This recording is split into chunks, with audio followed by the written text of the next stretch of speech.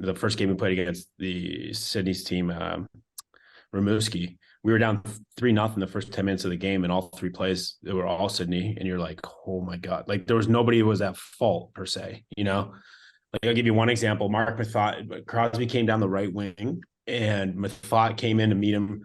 He came in over the blue line. He got to about the top of the circles, and Mathot charged out at him and went to smoke him. And Mark Mathot at the time was 6'3", 215, like strong as an ox, 18-year-old, 19-year-old defenseman. Crosby like leaned into him, met that like impact, and held him off with one arm.